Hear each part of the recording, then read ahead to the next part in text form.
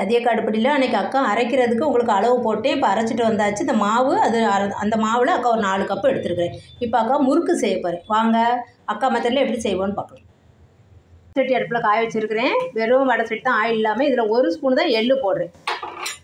போட்டு இது கொஞ்சம் எள்ளு வந்து கொஞ்சம் படப்படன்னு வெடிக்கிற வரைக்கும் வறுக்கணும். அக்கா எள்ளு கம்மியாக தான் சேர்ப்பேன். எங்கள் வீட்டு குழந்தைங்க அது பிளாக்காக அதில் இருக்கிறனால அந்த முறுக்கு விரும்ப மாட்டாங்க. அதனால் அக்கா மொத்தத்துக்கே 1 ஸ்பூன் தான் போட்டிருக்கேன். இந்த எள்ளு கொஞ்சம் அப்படியே உப்பிட்டு அது வறுபட்டது நம்மளுக்கே தெரியும். உப்பிட்டு கொஞ்சம் படப்படன்னு வெடிக்கும். அந்த சமயத்தில் நம்ம எடுத்துடலாம். எள்ளு வறுபடுற சவுண்டு கேட்குது பாருங்கள், அவ்வளோதான் வறுபட்டுருச்சு. இப்போ எள்ளு எடுத்து நம்ம மாவில் கொட்டிக்கலாம். அவ்வளோதான், வறுத்து கொட்டியாச்சு. இப்போ ஒரு குழிக்கரண்டி ஆயில் நல்லா ஹீட் பண்ணணும். இப்போ ஆயில் ஹீட் ஆகுறதுக்குள்ள நம்ம அந்த எள்ளு போட்டதை நல்லா கலந்துட்டு ஒரு 1/4 ஸ்பூன் போல் பெருங்காயம் போட்டுக்கலாம். அப்புறமா இதுக்கு தேவையான சால்ட் இந்த ஸ்பூனுக்கு 1 ஸ்பூன் ஃபுல்லாக போட்டுக்கலாம். இதெல்லாம் நல்லா நம்ம கலந்து விட்டுக்கலாம். இது கூட எங்கள் அம்மா ஓமம் போடுவாங்க. இது வந்து என் குழந்தைங்களுக்கு ஓமம் பிடிக்கல அந்த ஸ்மெல்லு, அதனால் அக்கா ஓமம் போடல. இது எங்கள் அம்மா அப்படி நேற்று அக்கா எல்லாத்துக்கும் இதுக்கு என்னென்ன அளவு போடணும் என்னெல்லாம் அக்கா முறுக்கில் சேர்க்குறேன்னு சொல்லிட்டேன். வீடியோவில் உங்களுக்கு வீடியோ போட்டிருக்கிறேன், போய் பாருங்கள். அந்த அளவில் தான் அக்கா இன்றைக்கி. இது வந்து நம்ம தீபாவளி பலகாரம் 2வது பலகாரம். இது நம்பர் 2. இப்போ எண்ணெய் காஞ்சிடுச்சா பார்க்கலாம். முறுக்கு மாவில் எண்ணெய் ஊற்றும் போது அப்படி எண்ணெய் அப்படியே பொங்குற மாதிரி வரும், நொறையா. அந்த அளவுக்கு எண்ணெய் நல்லா ஹீட் ஆகிடணும். அப்போ தான் நம்மளுக்கு வந்து பிசைஞ்சு அந்த முறுக்கு செய்யும்போது முறுக்கு நல்லா மொறுன்னு நம்மளுக்கு டேஸ்டியாக இருக்கும். இதெல்லாம் எங்கள் அம்மா சொல்கிற டிப்ஸு தான். அம்மா ஃபாலோ பண்ணி தான் எல்லா பலகாரமும் செய்வேன் அக்கா. அவ்வளோதான். இப்போ எண்ணெய் நல்லா காஞ்சிருச்சு, நம்ம எடுத்து ஊற்றிக்கலாம்.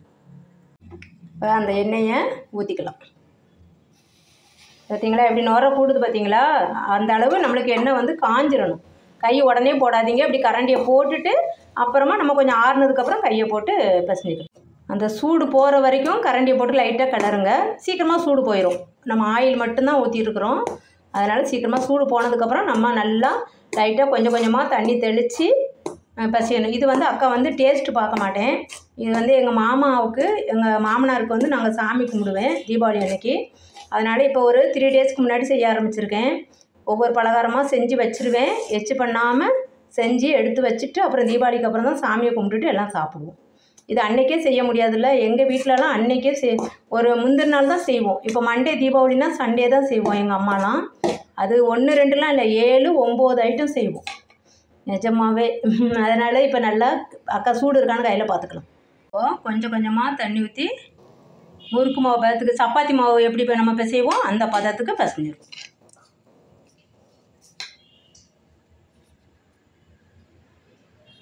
அக்கா இந்த மாதிரி பிசைஞ்சிட்டேன் பாருங்க. இந்த சப்பாத்தி மாவு பதத்துக்கு இப்படி பிசைஞ்சிக்கணும். இப்போ ஈஸியான முறுக்கு மிஷின் இதில் தான் போட போகிறேன். ரொம்ப ரொம்ப ஈஸியாக இருக்கும் இதில் பிழியிறது. இப்போ இந்த அளவு இப்படி மாவை இப்படி நீட்டாக அப்படி பிடிச்சிக்கோங்க. பிடிச்சி இப்படி உள்ளே வைக்கணும். வச்சுட்டு க்ளோஸ் பண்ணிவிட்டு நல்லா நம்ம ப்ரெஸ் அமுக்கி விடணும் அப்படியே.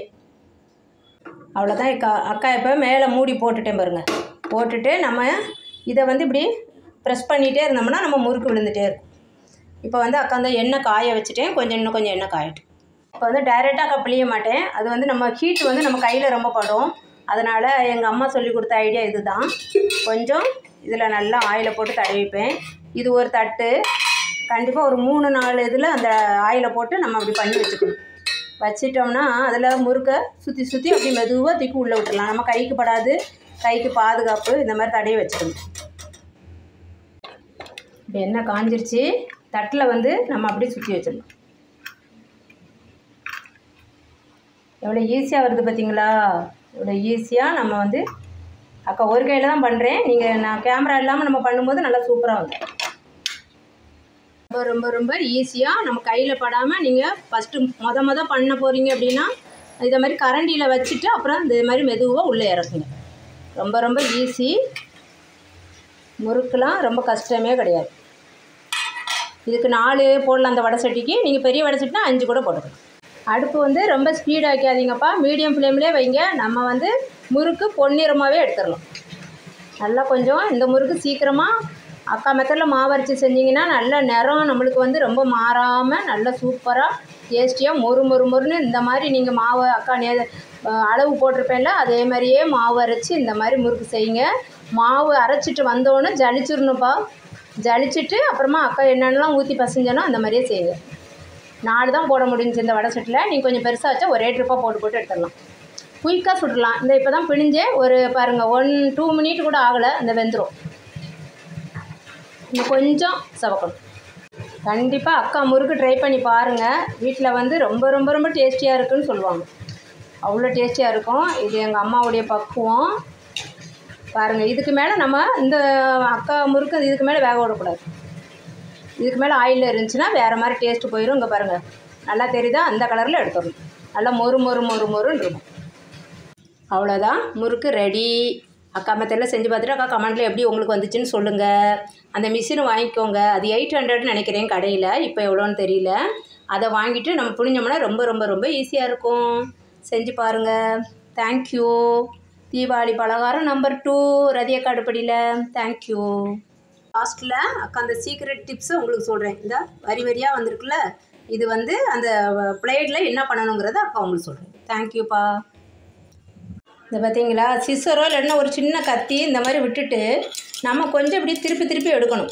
திருப்பி திருப்பி எடுக்கும்போது இந்த இடத்துல இந்த ஹோல்ஸுக்கு பதிலாக இந்த இடத்துல வந்து நம்மளுக்கு கொஞ்சம் கிராச்சாக ஆகும். இந்த கிராச்சாக ஆகும்போது நம்மளுக்கு இந்த அச்சை வந்து இப்படி உள்பக்கமாக இப்படி போடணும். இப்படி போட்டு நம்ம மாவு உள்பக்கமாக போடும்போது நம்மளுக்கு இந்த மாதிரி டிசைனில் முறுக்கு கிடைக்கும்.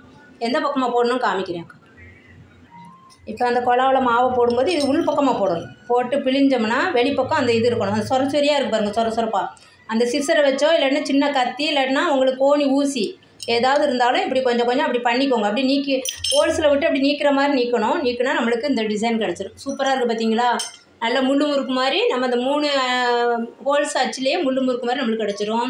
கலரும் பாருங்கள் சூப்பராக இருக்குது. மொறு மொறுன்னு இருக்கும். அக்கா உங்கள்கிட்ட காமிக்கிறேன். பார்த்தீங்களா? முறுக்கு ரொம்ப ரொம்ப ரொம்ப டேஸ்டியாக இருக்கும். செஞ்சு பாருங்கள். பார்த்துட்டு அக்கா கமெண்ட்டில் எப்படி இருக்குன்னு சொல்லுங்கள். தேங்க்யூ.